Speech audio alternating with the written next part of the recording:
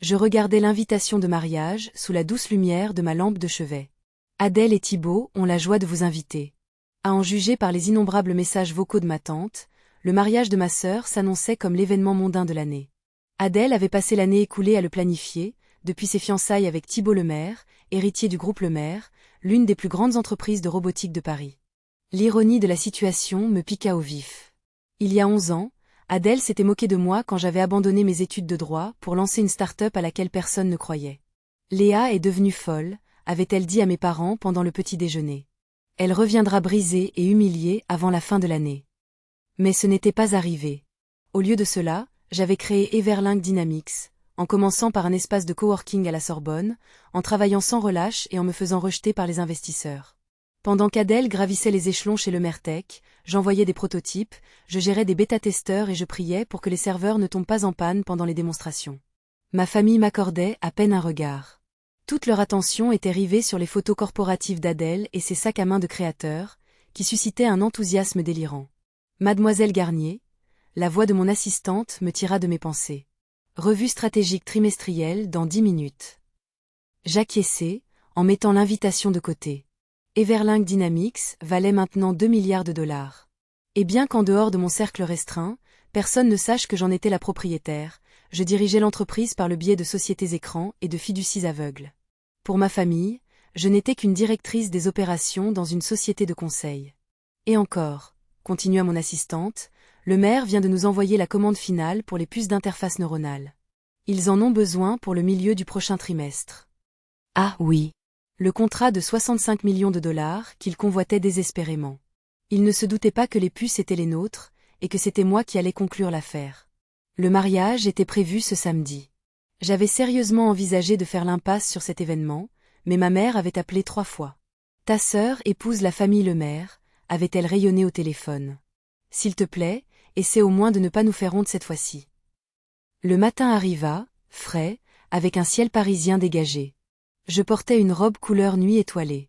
Discrète, mais faite sur mesure. Une élégance sobre. Une affirmation de soi indéniable. La cérémonie était exactement ce à quoi on pouvait s'attendre quand la richesse héréditaire rencontre l'argent de la technologie. Plus de 500 invités, des couverts en or, un quatuor à cordes italien et des compositions florales si énormes qu'il a fallu des échafaudages pour les installer. Léa. La voix de ma mère résonna depuis la terrasse vitrée du domaine des Lemaire à Montmartre. Elle me fit la bise, en faisant attention de ne pas abîmer sa coiffure savamment élaborée. Derrière elle, mon père était absorbé dans une conversation avec l'un des membres du conseil d'administration de Lemertech, sans doute en train de discuter de leur important lancement d'interface neuronale. Oh, s'il savait. Où dois-je m'asseoir ? Demandai-je, en jetant un coup d'œil au plan de table ostentatoire. Oh, répondit ma mère avec désinvolture. Nous avons dû faire quelques changements de dernière minute. Les invités d'Adèle sont arrivés en masse. Tu comprends ? Oh oui, je comprenais. À leurs yeux, je n'étais toujours qu'un avertissement. La sœur qui avait échangé une brillante carrière d'avocate contre le bricolage de je ne sais quoi. Ils n'avaient aucune idée qu'Everlink Dynamics avait récemment absorbé 3 des plus grands fournisseurs de Lemaire. Et le contrat de 65 millions de dollars pour les micropuces n'était que le début. La cérémonie était envoûtante. Je dois l'admettre, Adèle était magnifique et Thibaut rayonnait d'une assurance suffisante. J'étais assise au dernier rang, observant tout cela, comme un fantôme à la fête de quelqu'un d'autre. Pendant la réception, j'ai fait le tour de la salle de bal à la recherche de ma carte de nom. Rien. Tu cherches quelque chose ? Demanda Adèle d'une voix douce. Elle s'était changée dans une robe plus élégante, rayonnant d'un perfectionnement soigneusement calibré. Ma place, dis-je d'un ton délibérément calme. Oh, tu n'as pas été prévenue ? Répondit-elle avec un sourire forcé qui sentait le faux. Nous avons dû réserver les meilleures tables pour les invités les plus importants, mais nous t'avons préparé quelque chose dans la cuisine, à côté de la salle du personnel. C'est très confortable. Une explosion de rire retentit aux tables voisines. Thibaut s'y joignit avec suffisance. Allons, Léa. Ne fais pas de scène.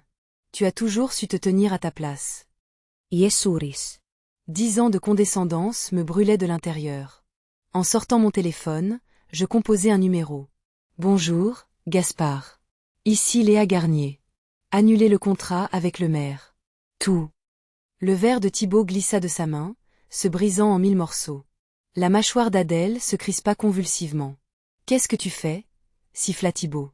Je ne répondis rien, me dirigeant simplement vers la sortie. Quel contrat? Rugit Thibaut. Je levai mon téléphone, affichant le logo Everlink Dynamics. Le contrat de 65 millions de dollars pour les puces neuronales sur lequel ton père comptait tant. La couleur quitta son visage. Link? Jamais. C'est une entreprise avec un chiffre d'affaires d'1 milliard. Tu ne peux pas être. Quoi, Thibaut? L'interrompis-je froidement. Incapable de créer quelque chose de valable? Juste une autre déception familiale. Je remis mon téléphone dans ma poche. Encore une fois, félicitations pour le mariage. Je suis sûre que les cuisiniers t'ont gardé une part de gâteau. Un silence glacial s'installa dans la salle de bal. Les fourchettes restèrent suspendues en l'air. Les verres se figèrent dans les mains des invités. Le sourire d'Adèle se brisa et sa voix se transforma en un chuchotement venimeux. Tu mens. Everlink Dynamics appartient à Gaspard Roux. Elle renifla avec mépris. Tout le monde le sait. Je souris, Gaspard Roux est mon parrain. Il a prêté son nom et son visage pendant que je construisais cette entreprise dans l'ombre. Tu peux l'appeler pour vérifier. La mâchoire de Thibaut se contracta spasmodiquement, son visage devint cendré. Mais le contrat neuronal. Tout le lancement de Père en dépend.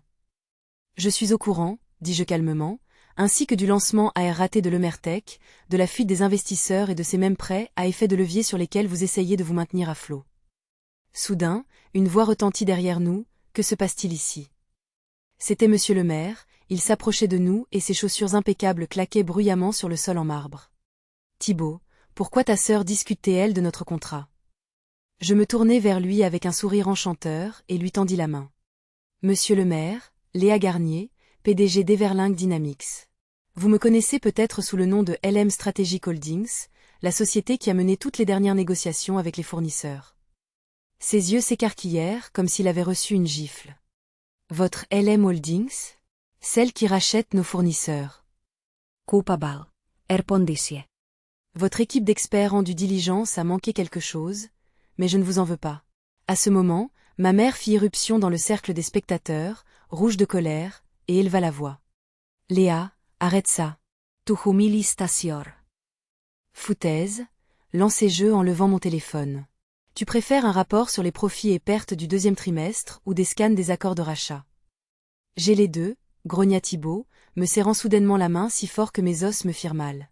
Répare ça, articula-t-il entre ses dents. Quoi que tu aies fait, annule-le. Je levai les yeux de sa main vers son visage et souris.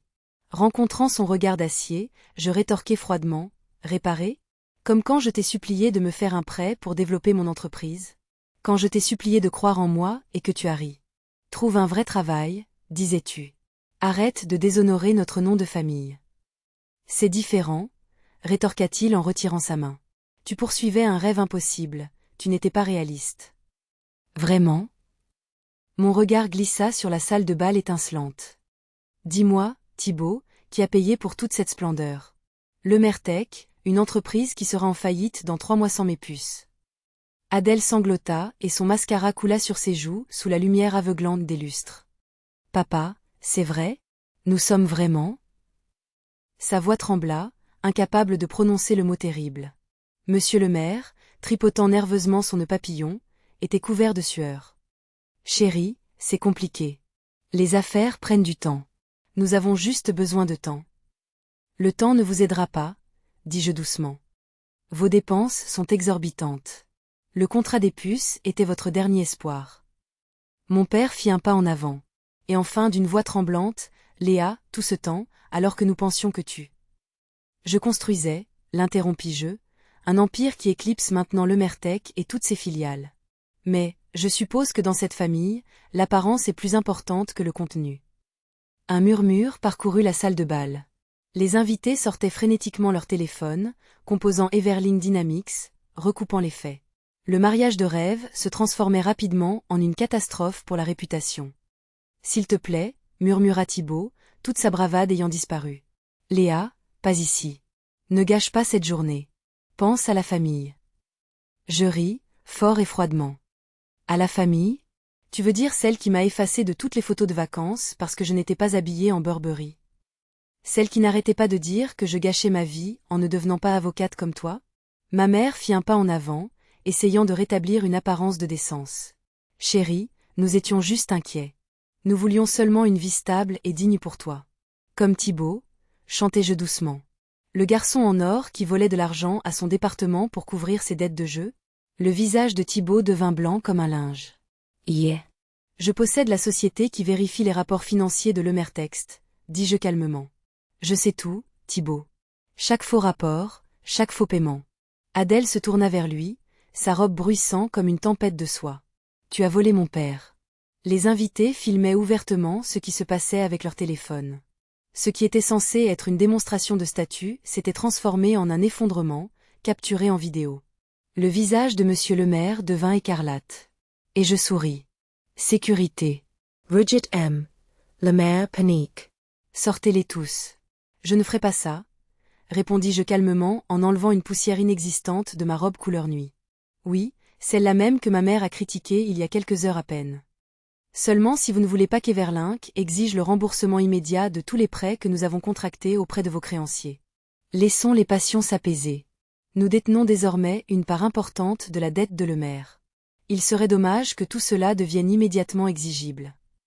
Les gardes hésitèrent, leur regard oscillant entre leur employeur et moi. La tension dans la pièce était palpable. Le pouvoir ne siégeait plus en bout de table. En réponse, la voix de monsieur le maire trembla. Que voulez-vous? J'inclinai la tête sur le côté. Vouloir? J'ai déjà tout. Une entreprise valant $1 milliard, le respect de l'industrie, et maintenant, la satisfaction poétique de voir la famille qui m'a rejeté implorer grâce. Thibaut, Trebuchet, Essavanka. Léa, s'il te plaît, nous pouvons trouver quelque chose. Peut-être un siège au conseil d'administration, un partenariat à part entière. Yesuris. Thibaut, dans une semaine, je détiendrai la majorité des parts de Lemertech. Vos manigances, la négligence de votre père. Tout cela m'a transmis l'entreprise. L'accord sur les neurochips n'était que la dernière poignée de main avant le rachat. Adèle s'effondra sur une chaise, sa robe de mariée s'étalant autour d'elle comme de la soie froissée. Ce n'est pas possible. Pas aujourd'hui. Tu as raison, répondis-je, reprenant son ancienne insulte. La table est vraiment bien mise dans la cuisine, parfaite pour ta nouvelle place dans la hiérarchie. Ma mère tendit une dernière fois la main vers moi. Léa, réfléchis à ce que tu fais. Nous sommes ta famille. Non, répondis-je doucement. Vous êtes ceux qui m'ont appris que la valeur se mesure en marques et en invitations à des brunchs. C'était le meilleur carburant que j'ai jamais eu. Je me tournai vers la sortie, puis me retournai. Ah oui, Thibaut, ces dettes que tu as cachées. Everlinck les détient aussi. Attends un appel. Derrière moi, le chaos éclata dans la salle de bal. Adèle sanglotait. Monsieur le maire rugissait. Ma mère tentait désespérément de sauver la situation. Au bord du trottoir, comme une incarnation de ma propre force contenue, ma Tesla attendait. Élégante et discrète, comme la femme qui avait réussi à construire un empire technologique pendant que tout le monde la sous-estimait. Mon chauffeur, qui était aussi mon chef de la sécurité, ouvrit la porte. Tout va bien, mademoiselle Garnier? Je jetai un dernier regard sur le chaos qui régnait derrière moi. Tout est absolument parfait. Allons-y, Mathieu. Nous avons une affaire à conclure. Les actions de Langon ont chuté dans le gouffre dès que les nouvelles de leur crise de la dette et des machinations de Thibaut ont filtré dans la presse. Adèle a rompu ses fiançailles en moins d'une semaine, ne voulant pas couler avec un héritage en perdition. Mes parents me bombardaient de messages vocaux, passant de la rage aux supplications larmoyantes à chaque nouveau jour. Mais je restais concentré, faisant ce que je sais faire le mieux, construire. Everlinck Dynamics a absorbé les actifs clés de Lemertech, a coupé tout le superflu et a brûlé la pourriture jusqu'à la racine. La plupart des employés sont restés. La direction, non. Le service de Thibaut a été le premier à être réduit. 3 mois après le mariage manqué, j'étais assise dans mon bureau d'angle avec vue sur le bassin de la Villette, examinant les rapports trimestriels d'Everlinck. Nous avions progressé de 24%. Ma collaboratrice a frappé à la porte. Madame Garnier, vous avez une visite. Sans rendez-vous. Faites-la entrer, répondis-je sans lever les yeux. La porte s'ouvrit, laissant derrière elle un sillage de parfums coûteux. Ma mère se tenait devant moi. Vieillie, incertaine, avec un sac à main de créateur déjà démodé. On ne m'a pas reconnue à la réception, dit-elle d'une voix douce. J'ai dû montrer ma carte d'identité. Protocole de sécurité, rétorquai-je, croisant son regard. Après l'acquisition, nous avons eu des visiteurs indésirables. Elle n'avait pas l'habitude de mâcher ses mots. Elle s'assit sans invitation, serrant son sac à main contre elle, comme si elle pouvait s'en protéger. Ton père et moi avons beaucoup réfléchi à la façon dont nous t'avons traité, à ce que nous n'avons pas su voir.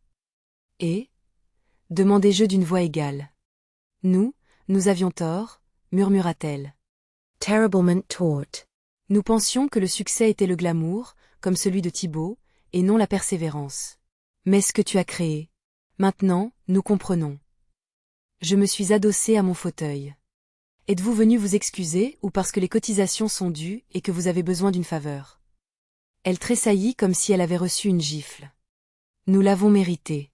Mais, Léa, tu es toujours notre fille. Cela signifie-t-il encore quelque chose? Cela ne signifiait rien quand j'avais besoin de vous, rétorquai-je. Pourquoi cela devrait-il avoir de l'importance maintenant? Des larmes montèrent à ses yeux. Parce que nous avons compris. Parce que nous sommes fiers de toi, même si nous ne le méritons pas. Je me suis levée et j'ai regardé au loin. Il est facile d'être fier maintenant, mais auriez-vous été fier de moi quand je codais dans le sous-sol, sans enlever le même sweat à capuche pendant une semaine? Non, admit-elle, et cette honte est la nôtre. Je me suis tournée vers elle. Thibaut a encore appelé. Il a besoin d'un emploi, et je lui ai répété ce qu'il m'avait dit il y a 11 ans. Yeritsanai. Trouver un vrai travail? Acquérir d'abord une véritable expérience. Arrêter de compter sur les relations familiales. Elle hocha lentement la tête, le regard éteint. Il vit dans la chambre d'amis maintenant, murmura-t-elle. La famille d'Adèle ne veut plus rien avoir à faire avec nous après le scandale. Les puissants tombent de haut, dis-je en croisant les bras sur ma poitrine. Alors, maman, ça te fait quoi d'être de l'autre côté de la réprobation publique? Elle baissa les yeux, les épaules affaissées. Humiliant, effrayant, instructive. J'appuyai sur un bouton de mon téléphone. Chloé, peux-tu apporter le dossier pour Madame Garnier, s'il te plaît? Quelques minutes plus tard, Chloé entra avec une enveloppe épaisse et la posa sur le bureau. Je la tendis à ma mère. Qu'est-ce que c'est? Demanda-t-elle en ouvrant l'enveloppe avec des doigts tremblants. Une page blanche, répondis-je. Des informations sur l'initiative Everling Small Business, des ressources sur les locations commerciales abordables, des contacts de mentors d'affaires accrédités. Si tu veux construire quelque chose, vraiment construire quelque chose, c'est comme ça qu'on fait. Elle jeta un coup d'œil au papier, puis me regarda de nouveau. Tu vas nous aider après tout ça? Je n'aide pas, coupai-je court. J'offre une chance. Pas de raccourci, pas de manipulation du nom Garnier. Vous devez le mériter, comme je l'ai fait, par votre propre travail. Elle se leva, tenant le dossier comme un cadeau fragile. Merci, Léa, pour l'opportunité et pour ta franchise. Encore une chose, ajoutai-je, alors qu'elle était presque à la porte. Cette table de cuisine au mariage d'Adèle. C'était le meilleur endroit de la maison. C'est là qu'on voit les gens tels qu'ils sont vraiment. Elle hocha lentement la tête, comprenant maintenant beaucoup plus de choses qu'avant. Puis elle partit. Je retournai à mon travail. Everling Dynamics s'étendait vers la biotechnologie basée sur l'IA, et nous avions des contrats à conclure. Parfois, la vengeance est silencieuse. Parfois, il ne s'agit pas de les faire souffrir, mais de les faire voir. Parfois, le plus grand succès n'est pas de prouver aux autres qu'ils ont tort, mais de se prouver à soi-même qu'on a raison. Everling s'est fermement établi comme un leader, ouvrant la voie à l'innovation technologique éthique. Thibaut, d'après ce que j'ai entendu, n'était qu'un analyste débutant, mais il commençait déjà à comprendre ce qu'est la vraie responsabilité. Mes parents ont ouvert une modeste boutique de design grâce à l'un de nos petits prêts.